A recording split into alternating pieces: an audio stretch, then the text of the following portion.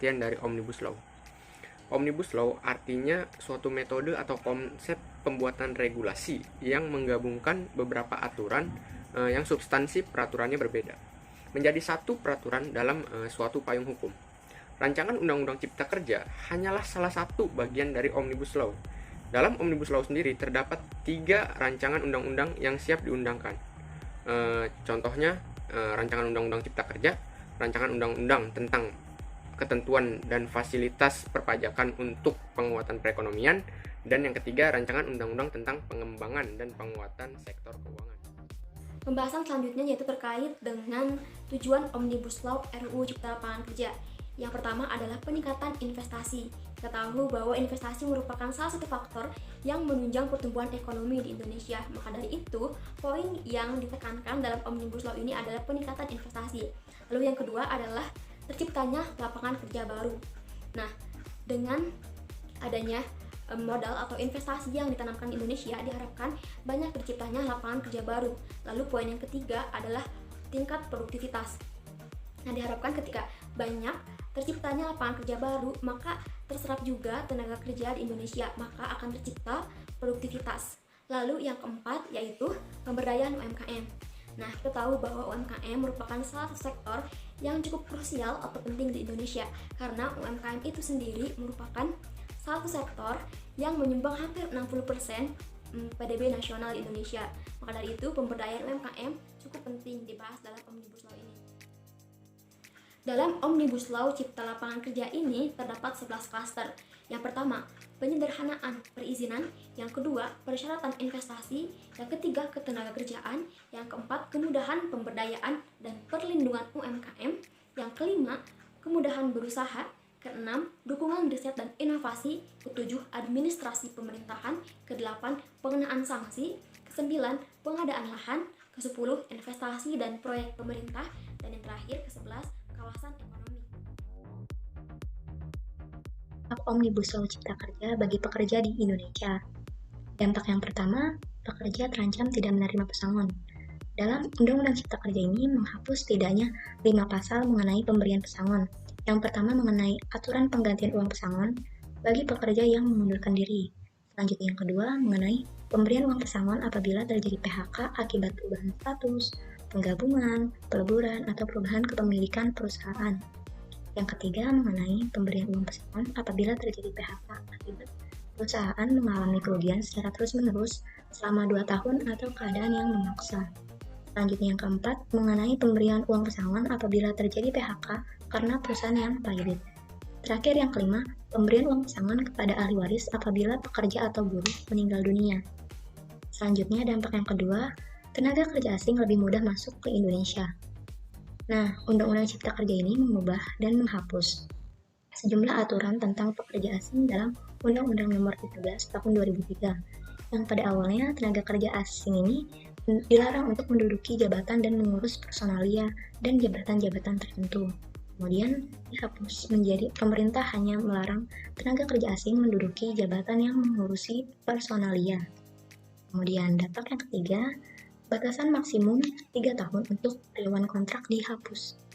Nah, yang pada awalnya PWKT hanya dibuat untuk pekerjaan yang diperkirakan penyelesaiannya dalam waktu yang tidak terlalu lama dan paling lama 3 tahun, ini diubah menjadi PWKT hanya dapat dibuat untuk pekerjaan yang diperkirakan penyelesaiannya dalam waktu yang tidak terlalu lama. Kemudian, Undang-Undang Cipta Kerja ini juga ada bagian yang diubah, yaitu jangka waktu atau selesainya suatu pekerjaan tertentu yang ditentukan berdasarkan perjanjian kerja. Nah, selanjutnya dampak yang keempat, jam lembur bertambah dan cuti panjang hilang. Nah, waktu kerja lembur yang pada awalnya hanya dapat dilakukan paling banyak 3 jam dalam satu hari dan 14 jam dalam seminggu, diubah menjadi waktu lembur bertambah, paling lama 4 jam dalam sehari dan 18 jam dalam seminggu. Kemudian Undang-Undang Cipta Kerja ini juga menghapus ketentuan cuti panjang, yaitu 1 bulan pada tahun ke-7 dan 1 bulan pada tahun ke-8. Dampak yang terakhir yang kelima, tidak ada lagi upah minimum kota kabupaten atau UMK. Nah, Undang-Undang Cipta Kerja ini menghapus upah berdasarkan provinsi atau kota kabupaten atau UMK dan upah minimum berdasarkan sektor pada wilayah provinsi atau kota kabupaten. dampak Omnibus Law terhadap perekonomian Indonesia. Yang pertama, berdasarkan pernyataan yang kami himpun dari opini suara dewata.com, di sana menjelaskan bahwa Omnibus Law bertindak sebagai regulasi yang dapat mempercepat perizinan usaha. Hal ini dapat berdampak terhadap peningkatan tenaga kerja baru yang akan mempengaruhi perekonomian Indonesia secara nasional. Lalu yang kedua, berdasarkan peneliti dari Center for Indonesian Policy Studies mengatakan bahwa rancangan undang-undang Omnibus Law ini yang sekarang sudah disahkan menjadi undang-undang dapat meningkatkan investasi di Indonesia, terutama di sektor pertanian. Menurut Asian Development Bank, investasi di sektor pertanian kebanyakan masih berasal dari kelompok petani itu sendiri dibanding dari investasi swasta atau asing. Total investasi asing 0,01% dari total investasi swasta yang dikucurkan untuk pertanian. Tentunya dengan adanya Omnibus Law ini, pemerintah berharap dapat membentuk iklim investasi Indonesia ke arah yang lebih baik. Lalu pemerintah juga berjanji dengan adanya Omnibus Law ini akan berdampak terhadap perekonomian Indonesia menjadi berkembang ke arah yang lebih baik lagi. Berikut janji-janji pemerintah yang kami himpun dari ekonomi.business.com. Yang pertama, Omnibus Law dapat berdampak terhadap peningkatan lapangan kerja baru sebanyak 2,6 sampai 3 juta per tahun, di mana tahun ini masih berada di kisaran 2 juta per tahun. Hal ini dapat berdampak terhadap 9,6 juta orang yang tidak atau belum bekerja. Lalu yang kedua, pemerintah berjanji dengan adanya Omnibus Law ini dapat meningkatkan kompetensi pekerja dan juga kesejahteraan pekerja. Kemudian yang ketiga, dengan adanya Omnibus Law ini diharapkan dapat meningkatkan produktivitas pekerja yang akan mempengaruhi investasi dan juga pertumbuhan ekonomi, mana produktivitas Indonesia masih berada di bawah rata-rata negara ASEAN.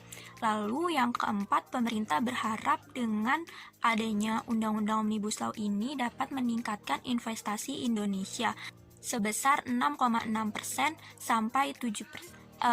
Dengan meningkatnya investasi ini akan berdampak terhadap penciptaan lapangan kerja baru, juga dapat meningkatkan kesejahteraan pekerja sehingga akan mendorong peningkatan konsumsi sebesar 5,4 sampai 5,6. Lalu yang kelima, dengan adanya Omnibus Law ini diharapkan dapat berdampak terhadap pemberdayaan UMKM dan koperasi, di mana bila adanya peningkatan kontribusi UMKM ini dapat berdampak terhadap PDB menjadi 65%, dan dengan adanya peningkatan kontribusi terhadap koperasi dapat berdampak terhadap PDB menjadi sebesar 5,5%. Kemudian juga berdasarkan riset dari Morgan Stanley yang dijelaskan dalam finance.detik.com, menyebutkan bahwa Omnibus Law Cipta Kerja ini diharapkan mampu menguatkan kebijakan moneter, inflasi, dan kebijakan fiskal yang akomodatif, dan juga dapat mempercepat belanja infrastruktur di Indonesia.